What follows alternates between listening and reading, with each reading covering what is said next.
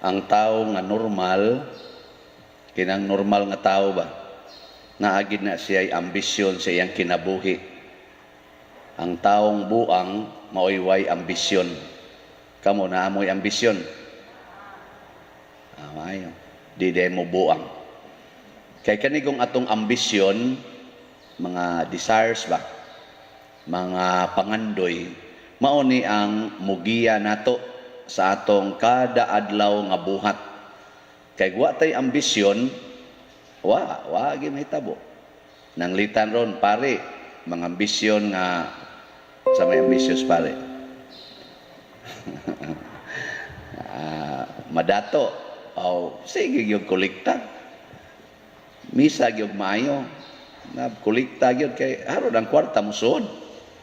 Niya, kung ang pare, ang ambisyon niya, aron siya mahimong kuan. Sa may laing ambisyon nos pare.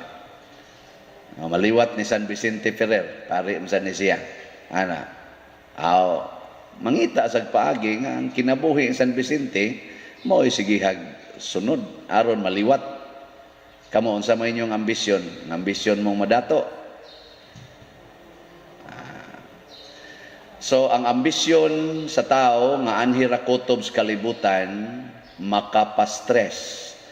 Nya ang resulta no manag-away na ta. Kung anhi sa kalibutan ba nga atong level sa ambisyon. Pero mga ambisyon tag langit, kanira gyud nga ambisyon nga makasud tag langit, nga makapawa sa kagubot, nya makapawa pagyud sa atong stress. Kamo wa mo ma-stress karon? Wa. Og na-stress ka, nabugatan ka karon, nya medyo ratulon ka, kana ang imong ambisyon ni ara kutob sa kalibutan. Pero og ang imong ambisyon, ang langit mo imong sudlon, mawa ginatanan nimong stress. Mawa ng imong mga kabalaka, kanang imong kahadlok, wag tang ginatanan. Basta langit imong ambisyonon. Na karon unsa may inyong giambisyon? Langit o kalibutan? Langit. Wa mo mga ambisyon nga mudako-dako inyong balay. Wa mo mga ambisyon nga makapalit kag house and lot. Wa ka mga ambisyon nga mukita unta imong negosyo. Wa na mamumutan-aw nako. Wa mo mga ambisyon nga moabot pa unta mo og 25 years, 50 years sa inyong kaminyoon. Wa mo mga ambisyon nga masikat unta ka. Wa mo mga ambisyon nga imong anak mahimo untang banggiitang doktor or abogado or unsa pa diha nga mga profesyon. Wa mo mga ambisyon nga maka-abroad ug uban pa. Ug mao na gani na inyong ambisyon, stress na kay mo ana. Mo na si Kristo gigamit niya ang ambisyon ni Santiago ug ni Juan, gikuyog pag yung ilang mama, otros ang ambisyosa. Kay gusto lagi silang mulingkod sa tuo or sa wala ni Hesus didto sa langit. Ingos Hesus akan nindot ning ambisyonan. Gitudloan dayong Hesus, kay bawo mo unsaon pag-adto didto. Siya, wa may kibaw. Siya, imnao sa ninyo ang kupa nga akong pagaimnon. Muino mo. Siya usab ng kupa, Lord. Kani bang gisigag inom sa pare? Nakita mo na, kana siya inom sa pare, kupa mo na. Unsa mo na siya? Ang pag-antos. Na bang chalice of sacrifice. Dugo ba ng Kristo yung inom? So sa ato pa ni agas ang dugo, makapaagas mo sa inyong dugo. Mura tigitos lang na malandong. Sige, okay. Ingo si Jesus, niya, makapabunyag mo sa akong bunyag. Ang sa may iyang bunyag, karing dias loyo. Naawa na inigbunyag sa bata, ang unang buhaton, kurusang agtang.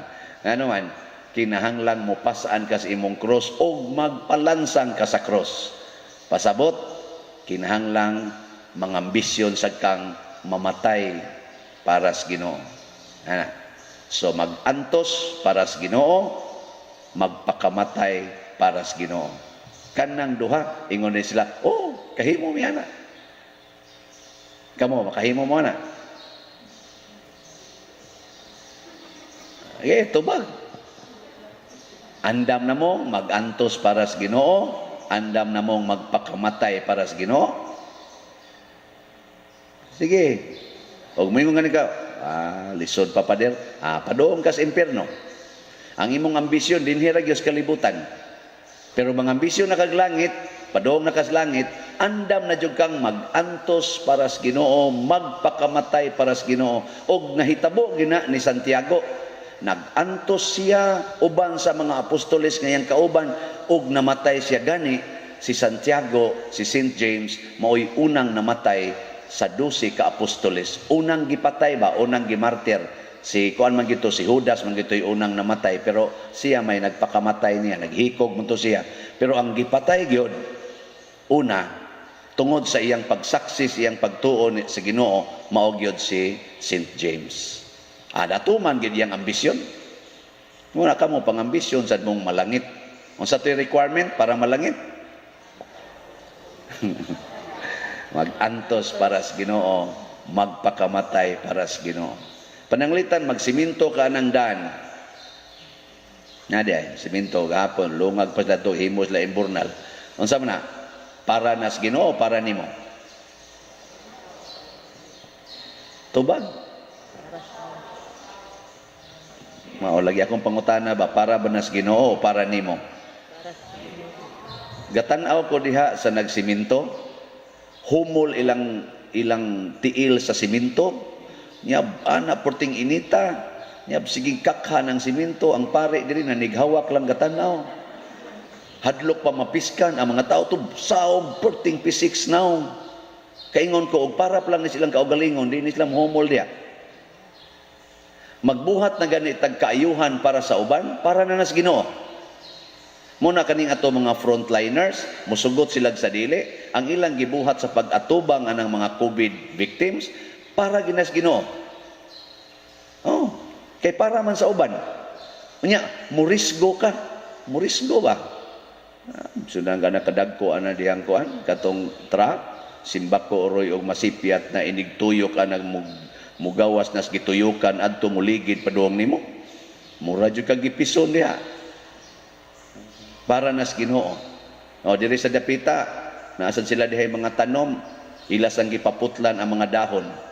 Hawa na dito, dako-dako nag unsa man na, para na sa Ginoo o para nimo? Para sa Ginoo, labi nagyugubo na ng mga koral diha aron dako na kayong daan. Kana para na ginas Ginoo. Di ba? Na patyon no na ko anis agianan dia paagi ka dai patyon tagyo ka ba di ba nga ko ba basta para lagi kayo hastanan unya unsa man na siya makapabugat na nimo o makapagaan matud pang San Pablo sa una natong pagbasa gidagmalan mig maayo gilutos mi gikuhaan mis tanan pero wa gyud mi matandog, wa gyud mi magguba. Matud pa niya, kining grasya nga among gigunitan, espirituhanong gasa, purting grabiha gyud ani. Kahuyang namo, pero sadyang amo na ning gigunitan. Pirting daghanang pagantos among giagian, kanunay silang malipayon, malinaon og kontentos kinabuhi.